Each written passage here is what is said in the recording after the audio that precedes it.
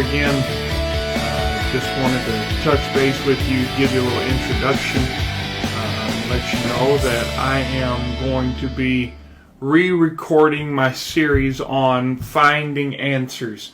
And I'm taking the time to re-record these for a number of reasons. Number one, I want to help people who are transitioning, and they're somewhere between in the transition of their tradition and where they feel like God is really taking them. Number two, I feel like speaking these things gives them a voice that they may not have in other formats, such as a church setting. And number three, I want everyone to know how easy it is to really please God. It's not difficult. And I'm going to start, and perhaps by way of introduction to this series, and I probably should have done it before, but I want to start by giving a little bit of advice that will help keep you sane through this transition. I know because some of this I learned by going to the brink of insanity myself, or my wife, or my kids, and so it is difficult. There is that mental element in dealing with some of these things. But I also want to give a warning, if I can, and you'll understand perhaps a little better as we move through the series. We have to keep the main thing, and not get sidetracked by so much of the peripheral. So, number one, remember, salvation is between you and God. Nobody else. Period. It's between you and God. Number two, and I think this is the thing that people who are transitioning tend to forget, and I have to constantly remind myself of this. People will get hurt that you are leaving your traditions. They will genuinely pray for you because they feel like you have fallen away from God. They will sincerely weep, and the disappointment they feel will be real. It will come from a true place for most of them. Remember this, just because you are leaving to follow God, you are still leaving. They did not leave you. You left them. And that's important to remember.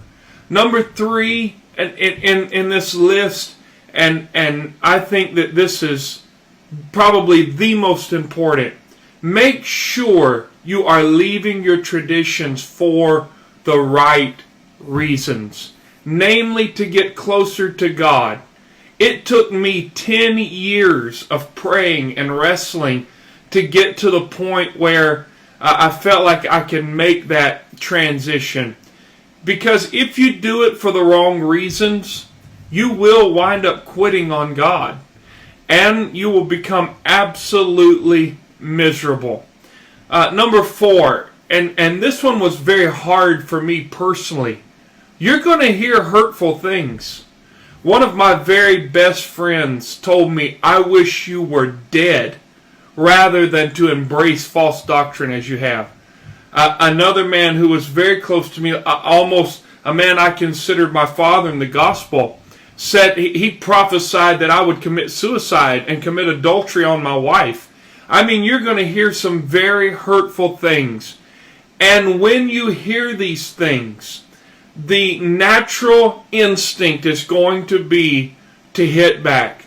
Make sure you make up your mind that you will not respond in kind. You're going to turn the other cheek. You're going to keep your head up. You're doing this to get closer to God. And finally, in this list of advice, please remember that not everything you learned is wrong. Not everything that you have been taught is not the way it is. There are things I learned in my tradition that I will hold as absolute truth until the day I die. Not everything that you learn through tradition is wrong. And I want to explain something, perhaps for those of you who don't really understand where I'm coming from, or perhaps you're dealing with this in a similar way. For me, at least from my part, the denomination that I was a part of was very good to me. I was a conference speaker. I was a very in-demand evangelist. I was paid very well. I was treated very well. There were some preachers who sought to destroy me, but the church as a whole was very, very good to me. We saw many miracles. We seen God fill so many people with the wonderful gift of His Spirit. We seen it over and over. I did not leave my tradition to spite them. I did not. I left to follow God. If you feel like you can embrace things for spiteful reasons and it be acceptable to God, listen to me, friend, you are wrong. You can't do things just to spite someone and feel like you can be okay. Attitude matters. If you feel like that you can do things that you have been taught against and that were preached against you, and you're just thumbing your nose at those people, God sees that. Most activities are not what makes a thing sin. It's the motive behind what you do. Remember what Jesus addressed in Matthew 24 concerning the last days. In Matthew 24 and 37, He said, "For as were in the days of Noah, so will the coming of the Son of Man be also. For as in the days which were before the flood, they were eating and drinking, they were marrying and giving in marriage until the day that Noah entered into the ark. And they were unaware until the flood came and took them all away. So will the coming of the Son of Man be."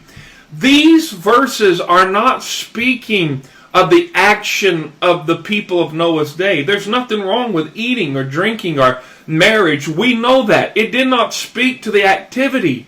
It spoke to the attitude. They had lost their spiritual tone and tenor. They had become so spiritually insensitive to the point where they had lost all of their discernment of what was godly. Attitude matters, because you can convince your spouse, your children, your friends, your parents that your attitude is right, but you cannot lie to God about why you do the things that you do. There is a very real danger here. In attempting to overcorrect, sometimes the pendulum swings too far the other way. And you get to the point where you have no conviction, even when it comes to the things that are very clear in the Bible. And we don't want to get to that place either. This is not a leaving video series. This is a drawing closer to God series. This is abandoning tradition for more in the spiritual. That's what we're about. I hope this series blesses your soul. It's going to be about 10 parts total. So we really, really hope that it helps you wherever you are in this journey. Please, on any of these videos at any time, hit the email button, send us an email, comment on the videos. We would love to hear from you. Thank you, and God bless.